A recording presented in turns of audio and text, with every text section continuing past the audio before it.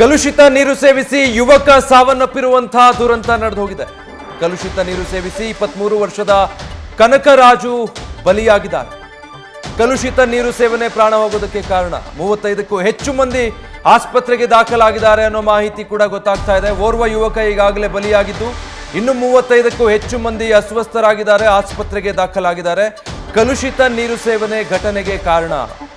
ಈ ಹಿಂದೆಯೂ ಕೂಡ ಇಂಥ ಘಟನೆಗಳಾಗಿತ್ತು. ಮತ್ತೊಮ್ಮೆ ಮರುಕಳಿಸಿರೋದು ನಿಜಕ್ಕೂ ದುರಂತ. ಈಗಾಗಲೇ ಒಂದು ಪ್ರಾಣ ಹೋಗಿದೆ, 35ಕ್ಕೂ ಹೆಚ್ಚು ಮಂದಿ ಆಸ್ಪತ್ರೆಗೆ ದಾಖಲಾಗಿದ್ದಾರೆ. ಕಲುಷಿತ ನೀರು ಸೇವನೆಯಿಂದಾಗಿ ಈ ರೀತಿಯಾದಂತಹ ಅವಘಡ ನಡೆದು ಹೋಗಿದೆ.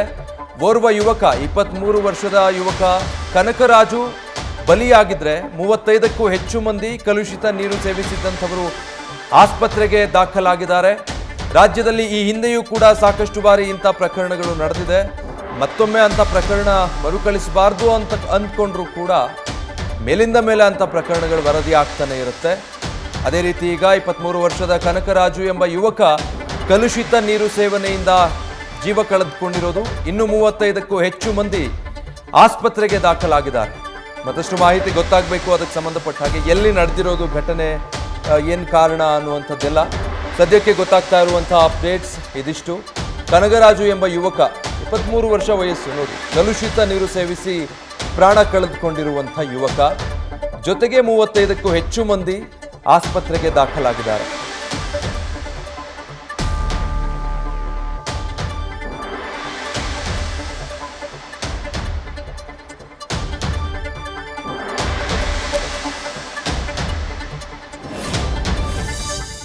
ನಾವು ಕಾಯ್ದಿರಿಸ್ಕೊಂಡಿದ್ದೀವಿ.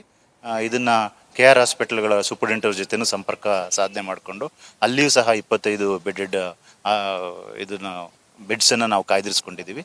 ಈ ಹಿನ್ನೆಲೆಯಲ್ಲಿ ಏನು ಈ ಔಟ್ಬ್ರೇಕ್ಸು ಅಥವಾ ಈ ಥರ ಸಾಂಕ್ರಾಮಿಕ ರೋಗಗಳು ಈ ಮಳೆ ಯಥೇಚ್ಛವಾಗಿ ಬಂದಂಥ ಸಂದರ್ಭದಲ್ಲಿ ಇದು ಸ್ವಲ್ಪ ಪಬ್ಲಿಕ್ ಹೆಲ್ತ್ ಆ್ಯಕ್ಟಿವಿಟೀಸಲ್ಲಿ ಇದು ಸರ್ವೇ ಸಾಮಾನ್ಯನೂ ಸಹ. ಅದನ್ನು ನಾವು ಆರೋಗ್ಯ ಇಲಾಖೆ ವತಿಯಿಂದ ರೋಗಿಗಳಿಗೆ ನೀಡಬೇಕಾದ ಟ್ರೀಟ್ಮೆಂಟ್ ಇಶ್ಯೂಸ್ ಆಗಿ ನಾವೆಲ್ಲ ಸನ್ನದ್ಧನ ಮಾಡ್ಕೊಂಡಿದ್ದೀವಿ. ತಾತ್ಕಾಲಿಕ ಆಸ್ಪತ್ರೆ ತೆರೆದಿದ್ದೀರಾ ಸರ್? ಹೇಗಿದೆ ಟ್ರೀಟ್ಮೆಂಟ್ಗೆ? ಜನಗಳು ಬರ್ತಿದ್ದಾರೆ ಹೇಗೆ ಸರ್? ಇಲ್ಲ, ನೀವು ಗಮನಿಸಿದಾಗ ಇಲ್ಲಿ ನಾವು ನಿನ್ನೆ ನೈಟಿಂದನೂ ಸಹ ನಮ್ಮೆಲ್ಲ ತಂಡ ಇಲ್ಲಿ ಬೀಡ್ಬಿಟ್ಟಿದೆ. ಜೊತೆಗೆ ಮುಂದುವರೆದು ಇಲ್ಲಿ ಸ್ಕೂಲ್ಸಲ್ಲೇ ಟೆಂಪ್ರರಿ ಹಾಸ್ಪಿಟಲ್ಸನ್ನು ಸಹ ನಿರ್ಮಾಣ ಮಾಡ್ಕೊಂಡಿದ್ದೀವಿ.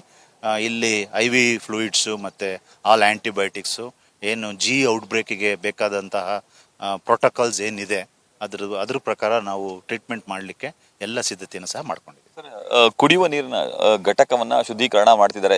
ನೀರು ಪ್ರಾಬ್ಲಮ್ ಆಯ್ತಾ ಹೇಗೆ ಅಂತ? ಅಲ್ಲ, ಅದೇ ನಾನು ಆಗ್ಲೇ ಹೇಳ್ದಾಗೆ ಈ ಇಂಟರ್ವೆನ್ಷನ್ಸಲ್ಲಿ until unless we get the detail report ನಾನು ಅದನ್ನು ಕಮೆಂಟ್ ಮಾಡಲಿಕ್ಕೂ ಕಷ್ಟ ಆಗ್ತದೆ.